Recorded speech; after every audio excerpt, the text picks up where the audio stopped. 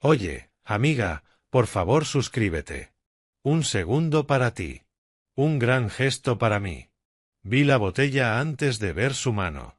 Vidrio verde oscuro, cuello con papel metálico elegante, del tipo que solo se abre cuando estás celebrando algo importante. Mi papá la sostenía con la mano izquierda, justo por debajo de la cintura, como si fuera algo casual. Pero fue su mano derecha la que me dejó helado. Él creía que nadie estaba mirando. Pero yo sí. 2 gotas de un líquido transparente salieron de un diminuto frasco de vidrio. Sin etiqueta.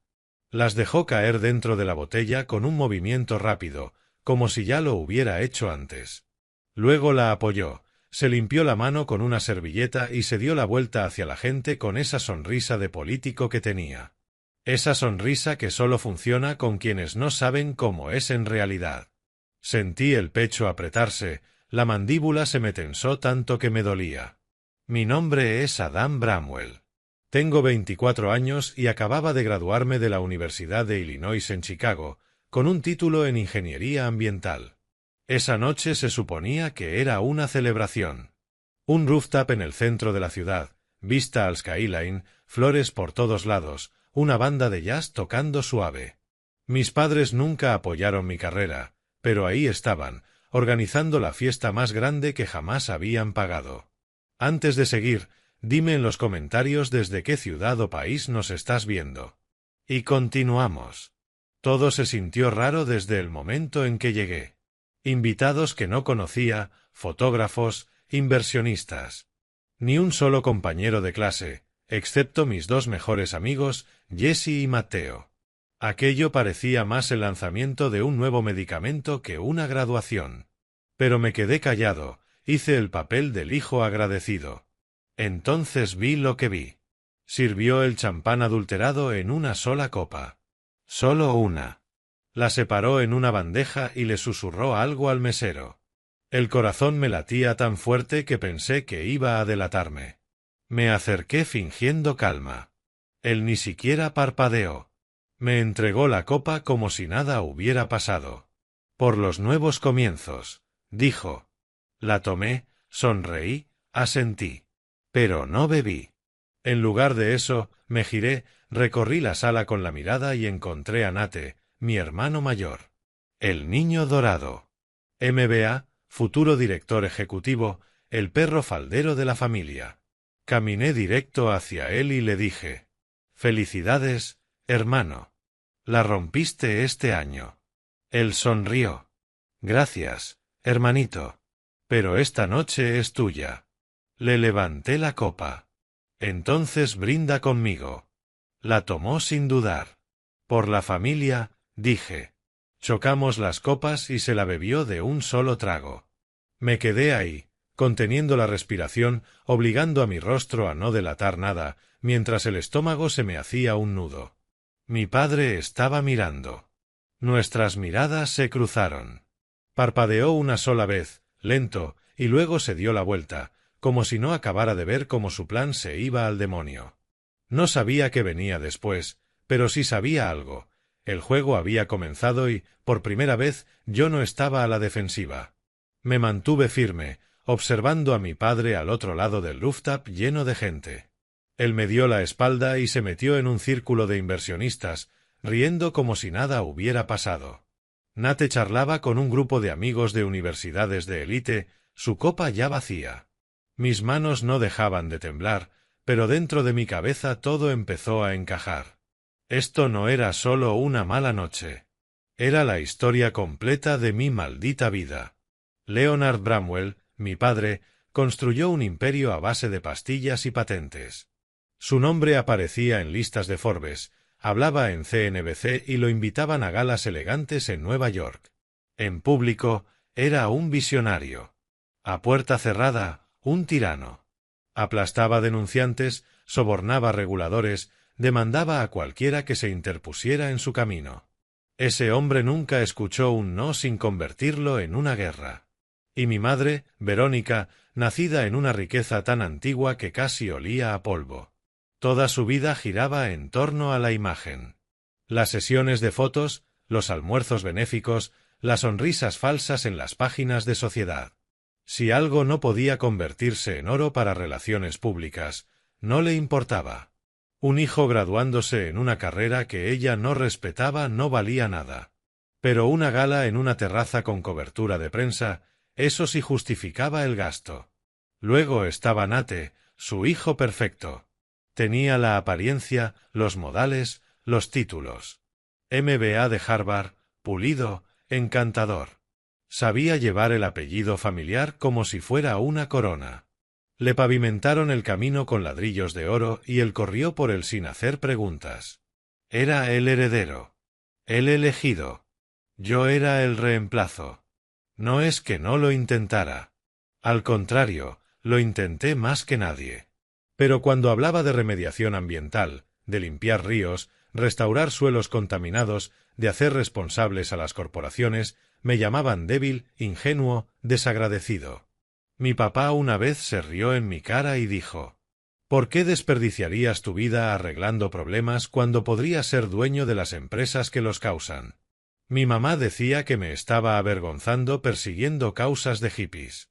Empezamos a chocar desde la preparatoria. La universidad solo agrandó la distancia.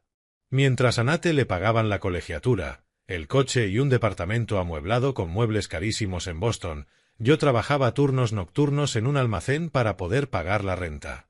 Pagué mis estudios solo, junté becas como pude y aprendí muy pronto que, si quería comer, dependía únicamente de mí. Debería haberme vuelto amargado. Y a veces lo fui. Pero también encontré algo que ellos no podían tocar: propósito. Cada vez que veía un arroyo ennegrecido por desechos o a un niño tosiendo cerca de una planta química, recordaba por qué había elegido esta lucha. Alguien tenía que limpiar el veneno que hombres como mi padre dejaban atrás. La única persona que siempre lo entendió fue mi abuela Eleanor. Ella era distinta al resto. Inteligente, independiente, con una fortaleza silenciosa que te hacía sentir que veía a través de toda la familia. Una vez, cuando yo tenía 19 años, me sentó y me dijo: no tienes que seguir su camino, Adam. Solo tienes que construir uno que no puedan quitarte.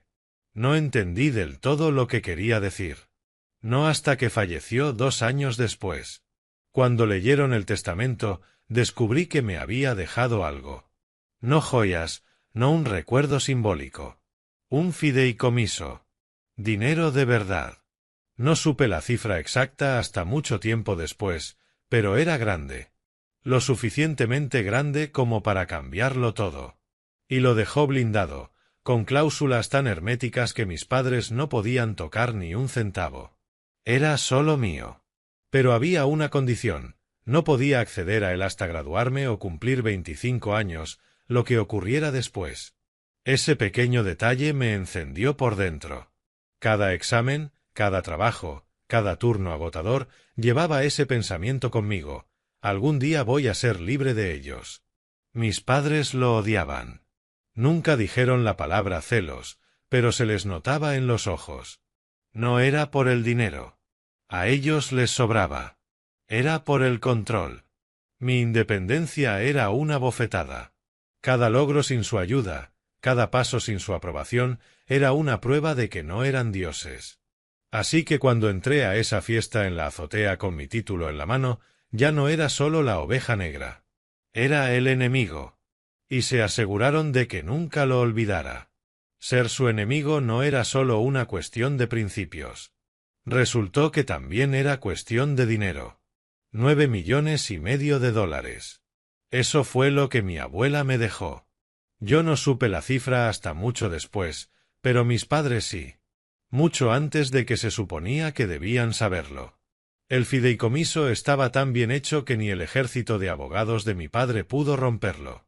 Las reglas eran simples: debía tener 25 años o el título universitario, lo que ocurriera después. Hasta entonces, el dinero quedaba intocable. La única grieta: si yo moría, el dinero regresaba al patrimonio familiar. Y ahí fue cuando sus sonrisas empezaron a tener sentido. 3 meses antes de graduarme, lo descubrieron. Un abogado cometió un error durante una pelea en una sala de juntas. Gritos, discusiones sobre acciones, fusiones y responsabilidades legales, el tipo de caos que mi padre adoraba. En medio de todo, el hombre mencionó mi fideicomiso.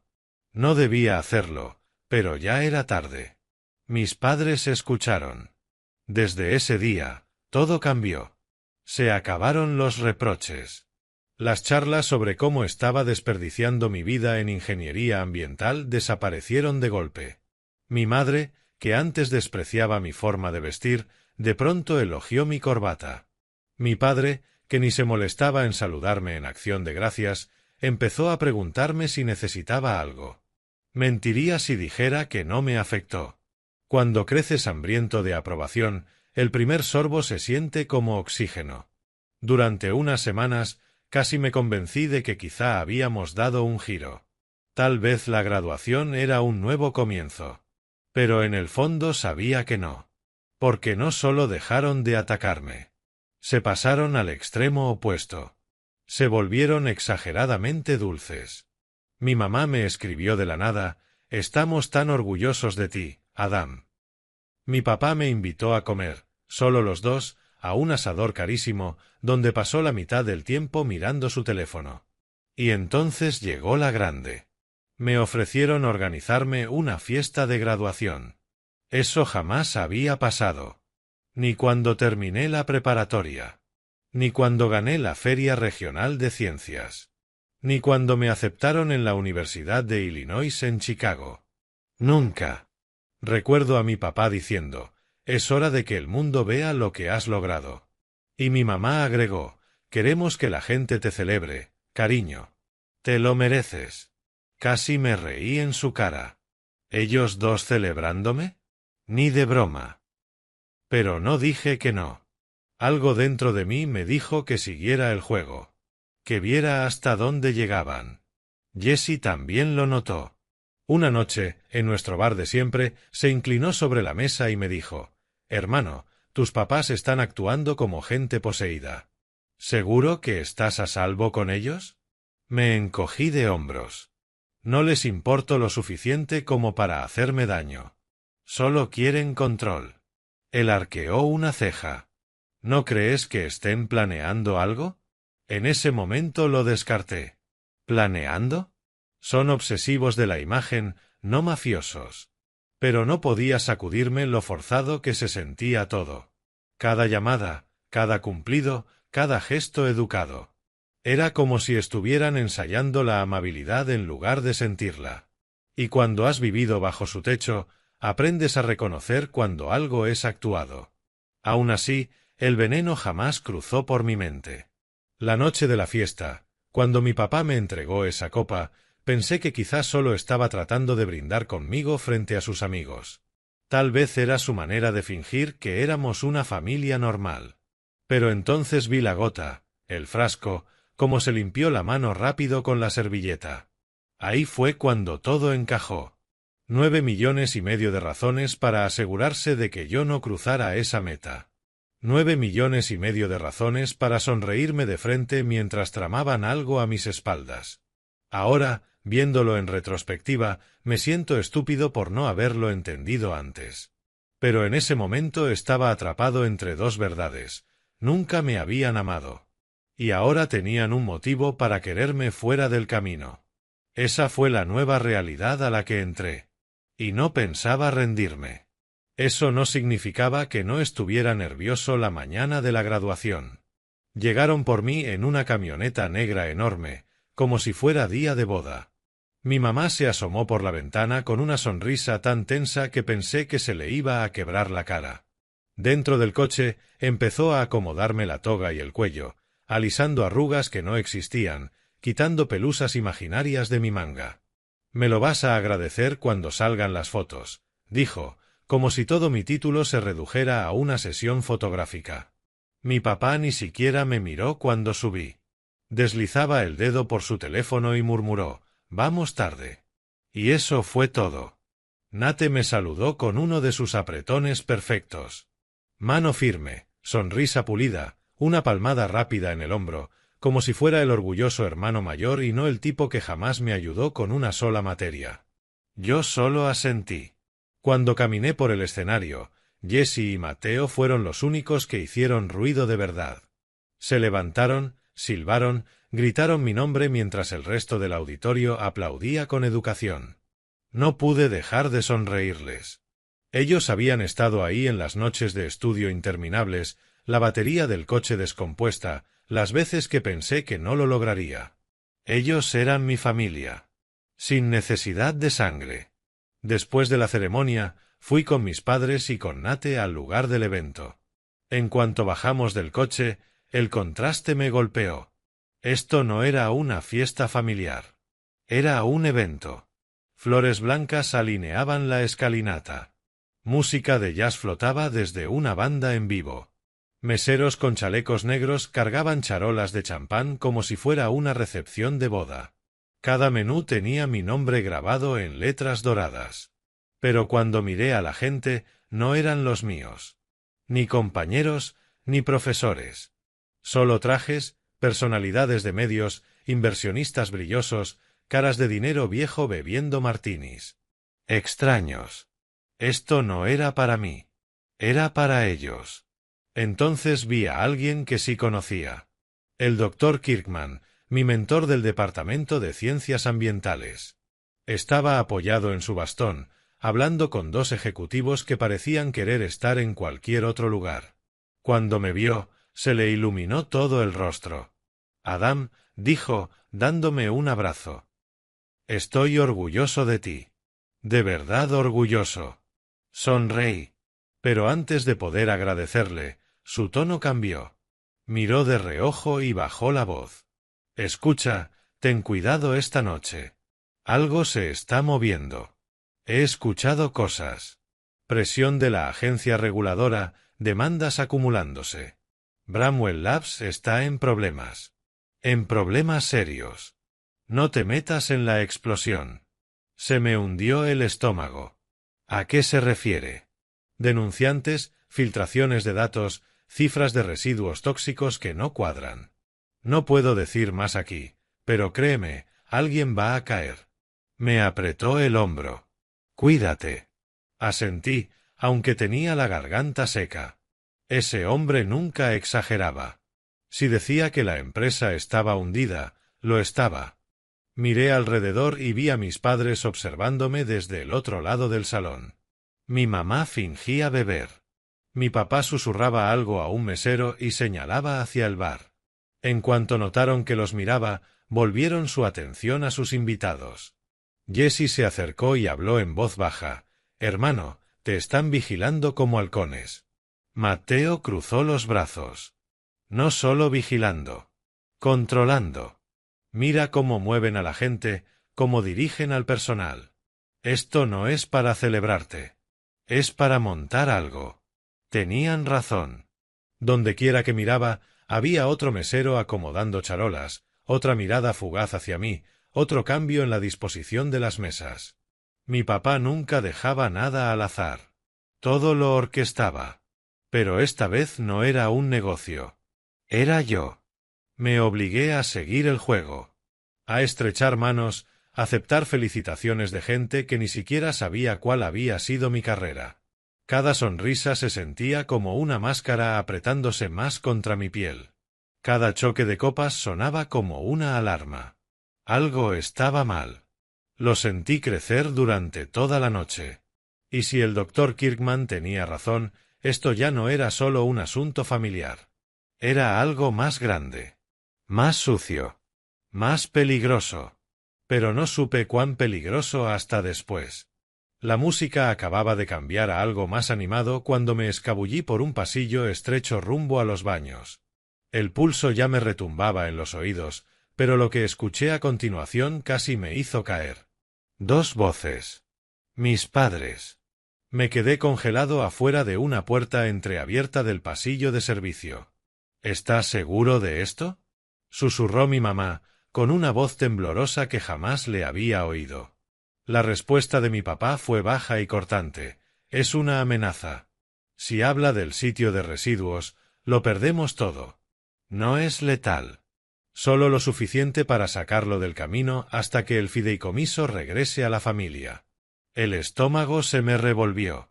Residuos. Fideicomiso. Ni siquiera lo ocultaban. Por un segundo apoyé la mano en la pared para no caerme. El aire se sentía espeso. Quise entrar, gritar, exigir explicaciones. Pero sabía que no serviría de nada. Para ellos, yo ya no era un hijo. Era un obstáculo. Retrocedí, cuidando cada paso, y regresé a la luz del rooftop. La fiesta seguía como si nada. Risas, copas chocando, la banda iniciando otra canción. Nadie sabía que había veneno en el ambiente. Entonces salieron los meseros con charolas de copas de champán. Pero no el habitual. Este venía de un pequeño lote sacado de una cubeta plateada cerca de la mesa principal. Mi papá se movía como un general revisando a sus tropas. Tomó una sola copa, la inspeccionó y la apartó. Sus ojos se posaron en mí. Uno de los meseros me la llevó directamente. Mi padre tomó la copa y me la entregó él mismo, con el rostro liso como vidrio. «Para mi hijo», dijo. Cada nervio de mi cuerpo me gritó que la estrellara contra el suelo. En vez de eso, forcé una sonrisa, la tomé y asentí como si nada pasara. «Gracias, papá». Me giré despacio, cuidando que no me temblara la mano, y busqué a Nate con la mirada. Estaba riendo con dos inversionistas, la corbata perfectamente aflojada, el encanto al máximo. Me acerqué manteniendo la calma, aunque sentía que el corazón se me partía en dos. «Nate», dije, levantando la copa. Él sonrió. «¿Y esto? ¿Ahora sí brindamos juntos? ¿Esta noche es de familia?» Sostuve su mirada un segundo antes de extenderle la copa. «Toma esta. Yo voy por la tuya». Ni lo cuestionó. Se rió, intercambiamos las copas y brindó. «Por la familia». Alcé mi nueva copa, pero mis ojos estaban clavados en mi padre al otro lado del salón. Él estaba mirando. Y sabía exactamente lo que yo había hecho. Nate inclinó la cabeza y bebió. Hasta la última gota. La gente aplaudió. Las copas sonaron por todos lados. Yo sonreí como si perteneciera a ese momento. Por dentro, el estómago se me retorcía con tanta fuerza que pensé que iba a vomitar. Crucé la mirada con Jessie. Estaba grabando con su teléfono, el ceño fruncido, como si percibiera que algo no cuadraba. Matteo permanecía rígido, con los brazos cruzados, escaneando a la gente igual que yo. Mi mamá se acercó revoloteando, sus perlas rebotando contra el pecho, sonriéndole a Nate sin saber lo que acababa de pasar. Mi papá se quedó inmóvil, la mandíbula tensa, los puños ocultos a los costados. ¿Y yo? Yo seguí bebiendo del champán inofensivo de Nate, despacio, sin apartar la vista del hombre que intentó enterrarme antes de que pudiera vivir. Mantuve la sonrisa, sorbo tras sorbo, mientras los ojos de mi padre me atravesaban. Él lo sabía. Yo lo sabía. Y ninguno se movió. 25 minutos después, ocurrió el cambio. Al principio, Nate solo parecía mareado, balanceándose un poco mientras reía con sus amigos. Luego, el color se le fue del rostro. Me sequé la frente mientras murmuraba. «Maldita sea, hace un calor infernal aquí dentro». Intentó apoyarse en la mesa para estabilizarse, pero la mano le resbaló. El vaso cayó y se hizo añicos contra el suelo. «Hermano, ¿estás bien?», preguntó Jessie, acercándose de inmediato. Nate negó con la cabeza, hablaba arrastrando las palabras. «Solo, mareado». «Se nota». Entonces dio un paso en falso, chocó contra un mesero y se desplomó contra el suelo. Durante un segundo, toda la terraza quedó en silencio absoluto. Luego, el caos estalló. «¡Dios mío!», gritó mi mamá, soltando su bebida mientras corría hacia él. Sus tacones resonaban sobre el piso como disparos. «¡Alguien ayúdelo!». Los invitados jadeaban y retrocedían. Varios celulares se alzaron en el aire para grabar. Mi padre se agachó junto a Nate, con la mandíbula tan apretada que parecía de piedra. «Llamen a una ambulancia», ordenó con voz firme, aunque vi el pánico titilar bajo sus ojos. No esperé. Me abrí paso entre la multitud, me agaché junto a Nate y grité: «¡Denme espacio! Necesita aire». Estaba empapado en sudor, los ojos se le iban hacia atrás, los músculos se le contraían como si intentaran activarse todos al mismo tiempo. Yo conocía esas señales. Mis cursos de toxicología volvieron a mi mente de golpe. Jesse estaba grabándolo todo. Mano firme, cámara fija en el caos. Captó el momento exacto del cambio, yo entregándole el vaso a Nate, la expresión de mi padre cuando Nate bebió. Sabía perfectamente lo que estaba registrando. Los paramédicos llegaron 10 minutos después, empujando entre la gente, con las mochilas golpeando y el desfibrilador chocando contra uno de ellos. Uno le tomó el pulso a Nate y me miró. «¿Qué tenemos aquí?», exigió. No dudé. Creo que es un anticolinérgico sintético, experimental. La empresa de mi padre trabaja con compuestos así. Necesita atropina ahora mismo. El paramédico parpadeó y gritó a su compañero. Actuaron rápido. Conectaron monitores, colocaron oxígeno sobre su rostro. «¿Quién eres tú?», preguntó el otro, mirándome como si no fuera un simple testigo alterado. Ingeniería ambiental, con formación especializada en toxicología. Mi voz sonaba firme, pero sentía el pecho a punto de partirse. Subieron a Nate a la camilla y se lo llevaron a toda prisa. Mi mamá gritaba su nombre como si fuera un salvavidas. Mi padre se quedó atrás, pálido, con la mano cerrada alrededor de su vaso. No siguió la camilla. Ni siquiera se movió. Intenté subir a la ambulancia, pero seguridad me detuvo. Así que pedí otro auto, llamé a mi abogado y luego al oficial de seguridad de la universidad, que sabía perfectamente hasta dónde habían estado bordeando los límites los laboratorios de mi padre durante años. Me temblaban los dedos sobre el teléfono, pero forcé la calma en mi voz. Cuando llegué al hospital, fui directo al área de urgencias. Ingresó hace 10 minutos. Varón joven, síntomas tóxicos agudos. Tengo información importante para el médico a cargo. La enfermera dudó un segundo, pero al oír la urgencia en mi tono me dejó pasar. La doctora, de unos 40 y tantos años, mirada afilada y cero paciencia, me interceptó afuera de la habitación de Nate. «¿Quién eres?», preguntó. «Soy su hermano. Escuche, es un anticolinérgico sintético de acción rápida. Lo ingirió hace menos de 40 minutos. Necesitará soporte respiratorio, atropina y quizá fisostigmina, según la dosis». Alzó las cejas. «¿Y cómo sabes todo eso?». «Por mi formación. No estudié esto de adorno. Sé reconocerlo». No perdió un segundo. Se giró hacia su equipo. «Administren atropina. Monitoreo cardíaco continuo. Prepárense para posibles convulsiones». Observé a través del vidrio mientras trabajaban. Tubos, cables, órdenes firmes. Cada pitido del monitor me revolvía el estómago. Finalmente, después de lo que pareció una eternidad, pero seguramente fueron 15 minutos, la doctora salió. Sus guantes estaban empapados de sudor.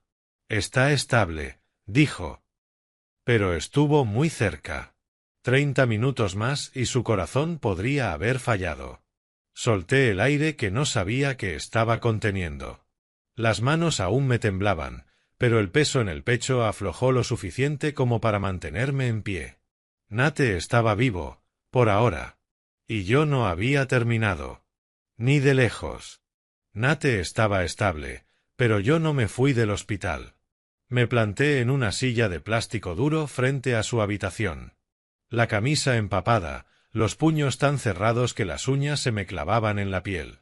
Entonces entraron 2 detectives del departamento de policía. Placas visibles. «¿Adam Bramwell?», preguntó el mayor. «Sí», respondí con voz áspera. «Necesitamos su declaración». «Desde el principio». Me llevaron a una sala lateral con una mesa de fórmica y luces fluorescentes zumbando. Les conté todo: el champán, el frasco, la discusión en el pasillo. Sin titubeos. Luego les entregué el vídeo de Jesse. Ya lo había subido a la nube y me había enviado una copia. El vídeo mostraba el momento con claridad absoluta. Mi padre entregándome el vaso, yo pasándoselo a Nate, la expresión de mi padre cuando Nate bebió. No era todo el crimen, pero bastaba para trazar el cuadro. ¿Y el motivo?, preguntó uno de los detectives, escribiendo en su libreta. La herencia. 9,5 millones de dólares de mi abuela. Bloqueados hasta que me gradúe o cumpla 25 años. Si muero, el fideicomiso vuelve al patrimonio familiar. El detective más joven alzó las cejas. ¿Está diciendo que su padre intentó matarlo por dinero? No lo digo. Se lo afirmo. Me incliné hacia adelante. Lo escuché. Mi mamá le preguntó si estaba seguro. Él dijo, si denuncia el sitio de desechos, lo perdemos todo. No es letal, solo lo suficiente para sacarlo del camino hasta que el fideicomiso regrese. Sus palabras, no las mías. La puerta se abrió de golpe antes de que respondieran. Mi padre entró acompañado de un abogado, traje impecable, corbata perfecta, como si no acabara de ver a su propio hijo desplomarse. Esto es absurdo, espetó. Mi hijo es inestable. Siempre ha sido resentido. Envenenó a su hermano y ahora inventa historias para cubrirse. Me puse de pie de un salto. ¿De verdad cree que alguien va a creer eso?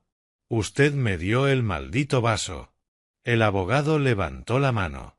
Señor Bramwell, siéntese. Déjeme manejar esto. Mi padre sonrió con desprecio. Siempre ha sido paranoico. Fracasó en todo lo que le dimos y ahora se desquita. Pregunten a cualquiera que lo conozca. Basta, ordenó el detective mayor. Escucharemos a ambas partes. Pero los resultados toxicológicos llegaron en menos de una hora. El compuesto en la sangre de Nate no era ningún misterio. Coincidía con un prototipo registrado bajo pruebas restringidas en Bramwell Labs. Uno que ni siquiera estaba aprobado para ensayos en humanos. El detective dejó caer el informe sobre la mesa. El compuesto estrella de su empresa. Difícil de explicar. Por primera vez, la mandíbula de mi padre tembló apenas un segundo. Yo lo vi. Y entonces las fichas empezaron a caer. Correos internos del laboratorio salieron a la luz, obtenidos por investigadores federales que llevaban meses siguiendo a la empresa. Resultó que el FBI tenía un caso abierto contra Bramwell Labs por delitos ambientales, datos falsificados, vertidos ilegales y sobornos. Mi padre estaba bajo vigilancia discreta, y su arrogancia les había servido la prueba en bandeja de plata. Un correo lo selló todo. Leonard Bramwell había retirado exactamente ese frasco 3 días antes de mi graduación, registrado con su autorización personal. Cuando los detectives le mostraron la marca de tiempo, dejó de hablar. Su abogado empezó a ganar tiempo, exigiendo órdenes, alegando procedimientos estándar, pero ya era inútil. El detective joven se recostó en la silla, negando con la cabeza. Parece que su niño dorado acaba de convertirse en la prueba número 1. Porque Nate, el heredero, el rostro de la familia, no era solo una víctima. Era la prueba viviente de lo que Bramwell Labs había estado ocultando y hasta dónde estaban dispuestos a llegar para protegerlo. Minutos después entraron agentes uniformados. Mi mamá venía detrás, el rímel corrido, aferrada a sus perlas como si pudieran salvarla. Les pusieron esposas a ambos. Mi padre intentó mantener la compostura, enderezando los hombros como si fuera otra negociación más. Mi mamá sollozaba, suplicando que pensaran en el apellido. Los vi avanzar por aquel pasillo estéril, dos figuras que habían dominado toda mi vida, reducidas ahora a sospechosos esposados. Por primera vez, me sentí más alto que ellos. Por primera vez, me sentí más alto que ambos. Pero cuando volví la mirada hacia la habitación de Nate, la realidad me golpeó. Seguía pálido, con tubos en los brazos, máquinas marcando cada latido. Me senté a su lado durante horas, sin saber qué decir. Cuando por fin abrió los ojos, lo primero que dijo no fue un agradecimiento. ¿Qué demonios me hiciste? Su voz era áspera, la rabia afilada. No te hice nada, respondí. Bebiste lo que papá me dio. Intentó incorporarse, quejándose. No me mientas. Me tendiste una trampa. Querías sacarme del camino. Me incliné hacia adelante, apoyando los puños en las rodillas. ¿De verdad crees que arriesgaría tu vida solo para probar algo? Él me envenenó. Yo solo cambié los vasos. Si hubiera querido que te pasara algo, habría dejado el objetivo donde estaba. Sus ojos se entrecerraron. Entonces lo vi, el recuerdo, la imagen de nuestro padre alzando el vaso. Nate guardó silencio, rumiando la idea. Al final murmuró. Lo vi dártelo a ti. Exacto, respondí con brusquedad. Así que deja de actuar como si esto fuera contra ti. El silencio se alargó, roto solo por el pitido de los monitores. Luego exhaló, lento, tembloroso. Debí saberlo. No respondí. Dejé que cargara con eso. Horas después, cuando la medicación le aclaró la mente, Nate volvió a hablar. Pero ya no eran reproches. Vi algo, dijo, mirando al techo. Hace unas 3 semanas. Informes, datos de pruebas. Estaba revisando los reportes trimestrales de Westry y ahí estaban. Niveles de descarga química que no coincidían con los informes ambientales. Ni de cerca. Al principio pensé que era un error, pero cuanto más miraba, peor se veía. Me quedé helado. ¿Estás diciendo que han estado vertiendo residuos? ¿A gran escala? Asintió. Niveles de desechos peligrosos que deberían haber provocado cierres, alertas, multas. En lugar de eso, los números oficiales estaban maquillados, editados. Alguien en la cúpula lo aprobó. Negué con la cabeza. Claro, llevan años ocultándolo. Se volvió hacia mí, con la mirada oscura. Lo ignoré. Me dije que no era nada, o que papá lo tenía bajo control. No quise saber la verdad. Pero ahora, después de lo que pasó, ya no puedo fingir. Sus palabras pesaron más de lo que esperaba. Mi hermano, el niño dorado, admitiendo su complicidad. Por un momento, casi sentí lástima. Había pasado la vida como su marioneta, preparado para heredar no solo la fortuna, sino también la podredumbre debajo. ¿Y qué vas a hacer? Pregunté. Apretó la mandíbula. Voy a testificar. Parpadeé. ¿Te vas a volver contra ellos? Intentaron matarte, dijo sin rodeos. Y casi me matan a mí. Si me quedo callado, soy igual que ellos. Me recosté en la silla, asimilándolo. Nunca esperé que Nate estuviera de mi lado. No éramos cercanos de niños. Él siempre fue el hijo perfecto.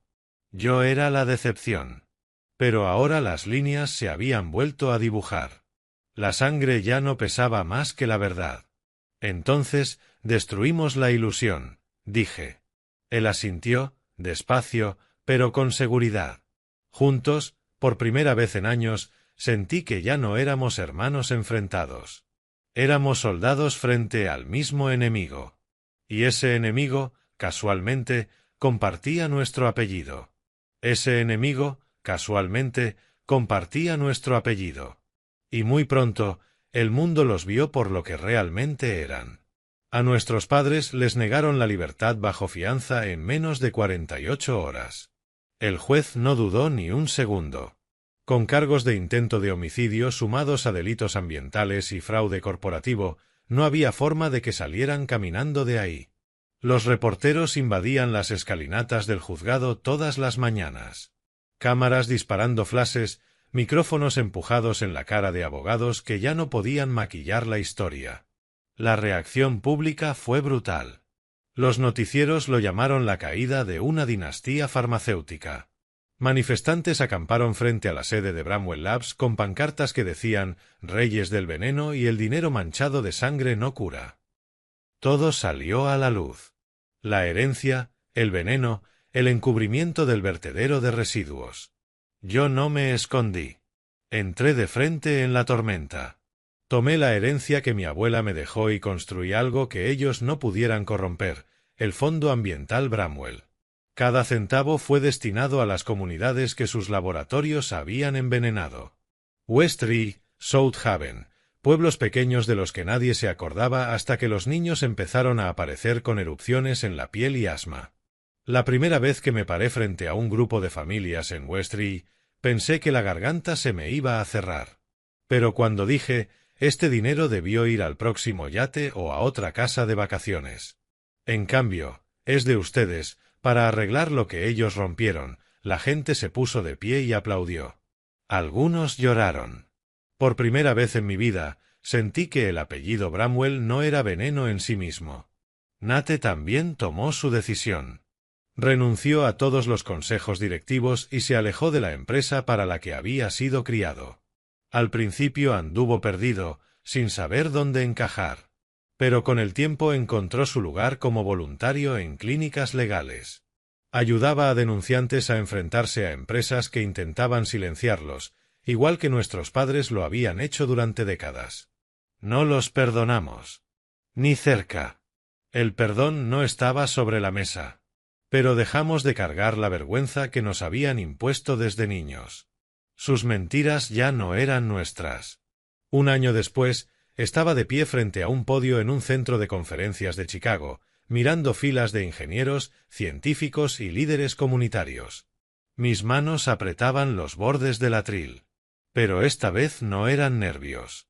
Era enfoque. Presenté el proyecto que había diseñado, un sistema de filtración de bajo costo para suministros de agua rurales.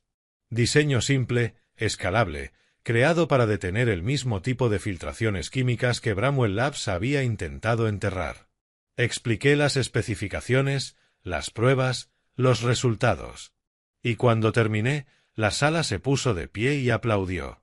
No un aplauso educado, sino uno real, atronador, que hacía vibrar el aire. Recorrí el público con la mirada y lo vi. Nate, en la última fila, sin saco, con las mangas arremangadas. Ya no parecía el heredero pulido de antes. Parecía un hombre que había elegido su propia vida. Cuando nuestras miradas se cruzaron, asintió una sola vez. Pero lo dijo todo. Durante años estuvimos divididos, el niño dorado y la oveja negra, el favorito y el fracaso.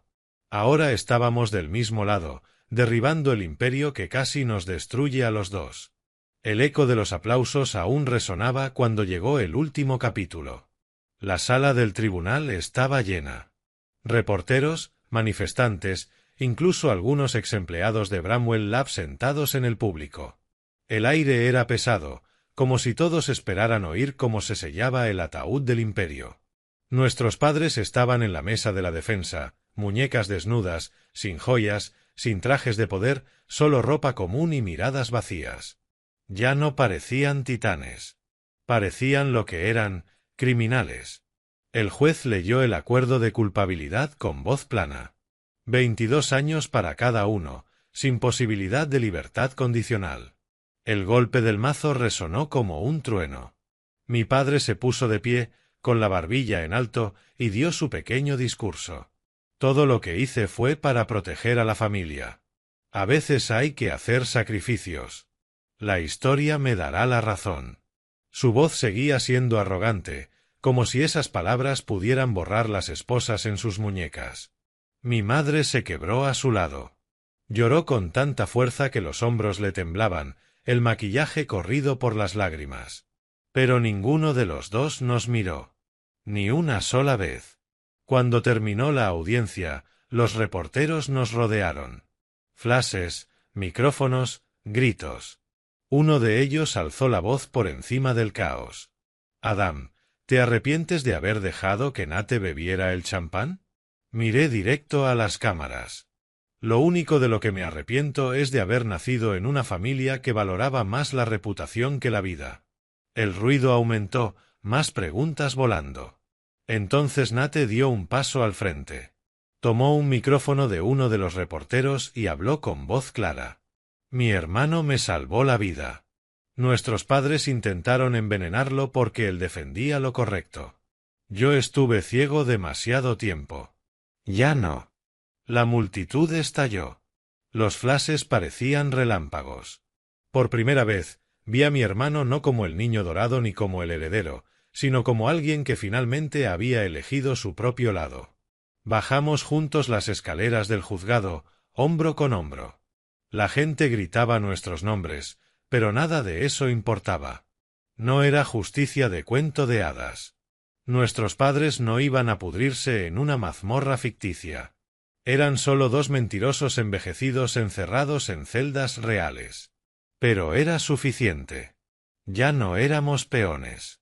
Y no íbamos a permitir que el ciclo se repitiera. ¿Tú habrías cambiado las copas como hice yo o lo habrías manejado de otra forma? Cuéntamelo en los comentarios. Y no olvides suscribirte para más historias. YouTube eligió esto para ti. Tócalo y veamos si acertaron.